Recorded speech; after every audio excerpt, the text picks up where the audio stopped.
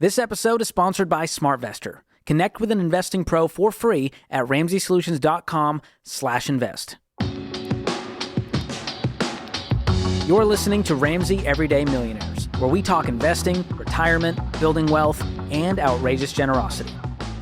All right, Ken, we get some questions from our YouTube audience, and here's a few that kind of are in the same bucket, and they are all around this sort of election season, politics, the economy, investing. What do I do with my money? So here's a few, and we'll kind of pull back the curtain on these. Should we dial back on investing during a weak economy to have more cash on hand? Speaking from a lower middle class perspective that does own a home and currently no debt except a car payment.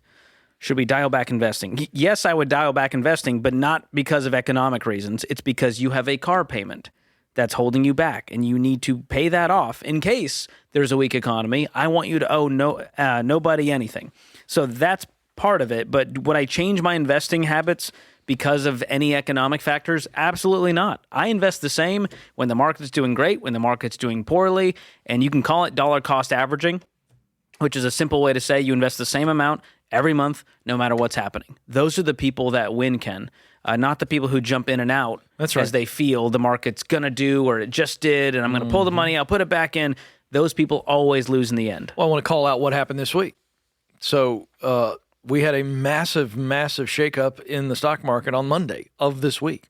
And then here we are, we're crawling back. In fact, I'll pull it up while we're talking. But had you got out after the 1,000-point loss, it was over $1 trillion lost in one day. Had you gotten out, you wouldn't be benefiting. You wouldn't have the rebound. recovery. That's right. And you would have got in too late. So that's part of it. You can pull up the numbers. I'm going to move on to this next question, which is related. Should I wait to invest more until after the election? Again, what we've seen, there's no history that shows us that if you invest the day after the election, it's going to be a win and you shouldn't invest until then. Because we've hit many record highs. I think we're going to see more record highs until the election. There's going to be dips. It's going to go up. It's going to go down. And so when you just invest no matter what, you're going to see your rate of return be higher than those who jumped in and out of this roller coaster.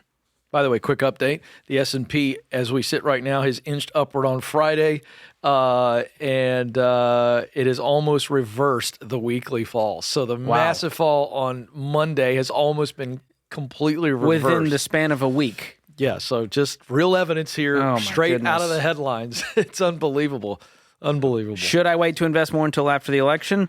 No, invest more now and just keep investing. And so how much, when, how does this work? Well, if you're debt-free with an emergency fund, invest 15% of your gross household income into retirement accounts. That's how that works. Once you've got the house paid off, you can invest as much as you'd like, increase it to 20, 30, 40, 50, 60% if you'd like.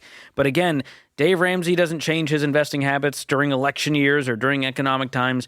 We know that investing in good times and bad, when it's bad, you're buying the stocks on sale. You're buying these mutual funds at a discount. When it's doing well, your money's growing for you with compound growth. So I'm happy either way. Last question here. Where should we be investing right now since the market has taken a downturn? The market.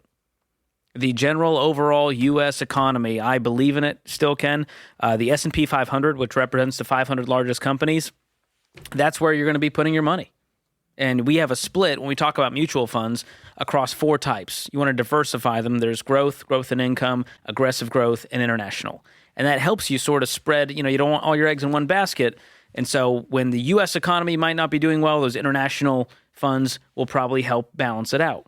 Aggressive growth, these are the wild children. You don't know what they're going to do, but you want that balance with some of the growth in income. The old companies, the Home Depots that have been around forever, we know they're not going to skyrocket, but they're going to continue to grow at a solid rate. So that's how I do it.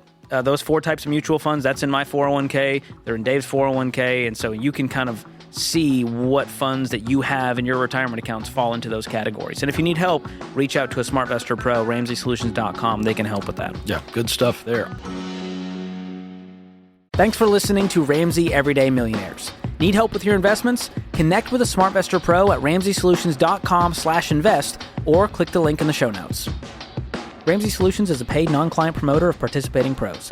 Learn more at RamseySolutions.com/SmartVestor.